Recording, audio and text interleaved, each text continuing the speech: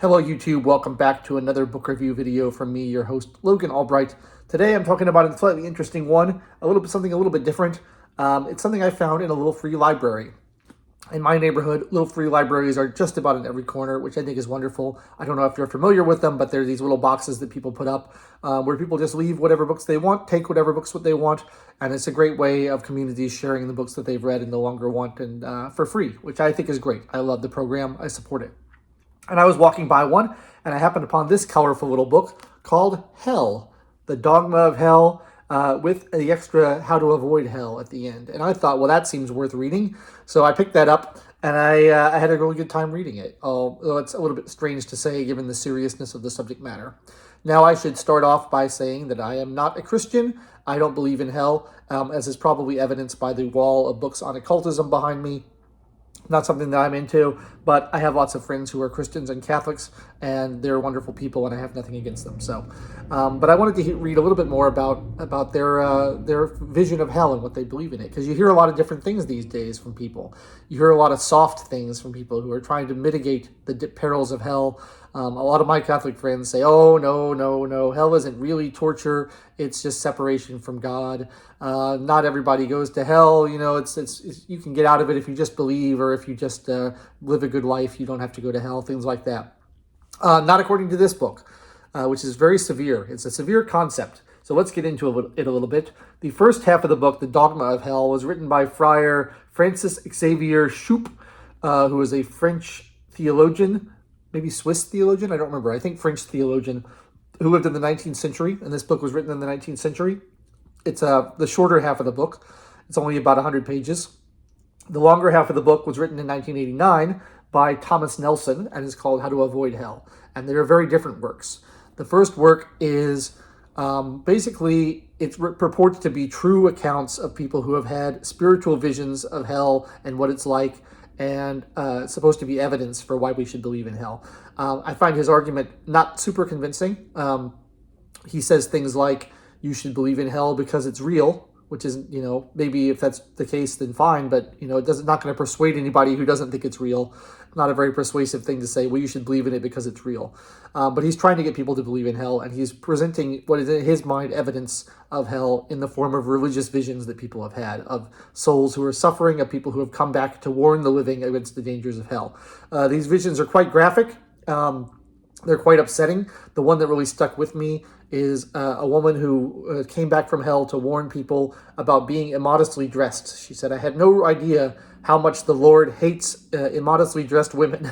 And for the crime of being immodestly dressed, she was punctured by spears of fire, and she was dipped into cauldrons of boiling lead. So this whole separation from God nonsense we're hearing, it seems to me like, based on these religious visions, it is literal fire, it is literal boiling lead, and it's not such a happy time.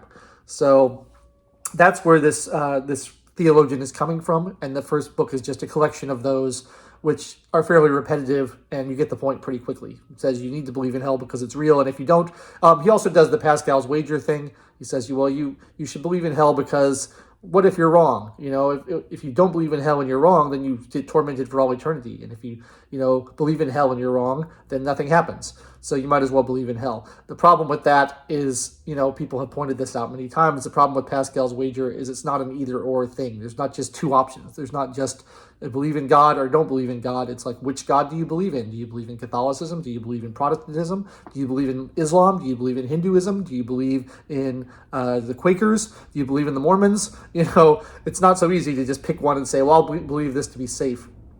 I also find the idea that a lot of people seem to think that God is like this rules lawyer, and that if you find a loophole in his laws, he'll just be like, oh, there's nothing I can do. They found a loophole in the law. Whoops.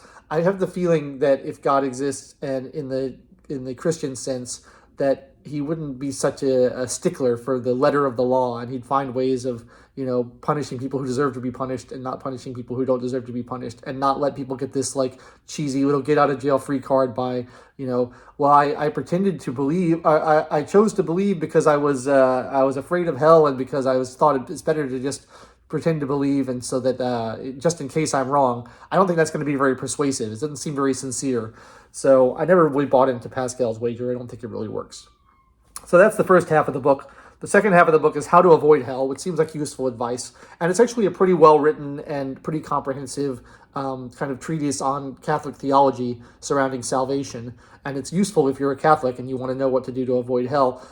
It's pretty harsh again. Again, I think that the rules are very unforgiving, which is odd coming from a being who is described as infinitely merciful.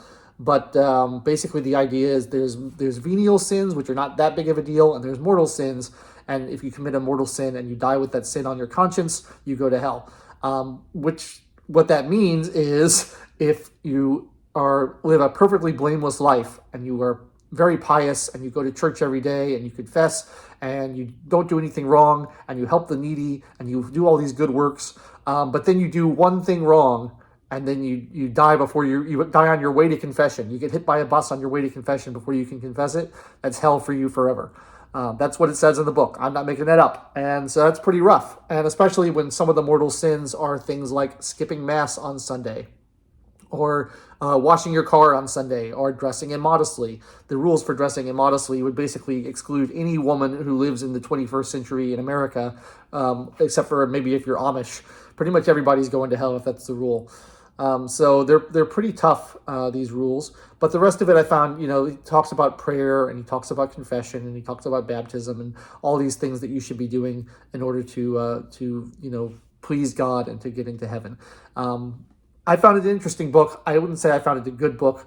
I find some of the things that my Catholic friends believe fairly horrific. For example, it says that one of the things Catholics are instructed to do is they have to constantly be admonishing sinners and telling them that they're living wrong and they need to be fixing their lives, which, I appreciate that my Catholic friends don't do that to me. It's very nice that they don't do that to me because it would be annoying to be around someone who's constantly lecturing you about being a sinner. But it means even my most pious and devout Catholic friends are in trouble because they're not doing what they're commanded to do. They're not trying to convert people.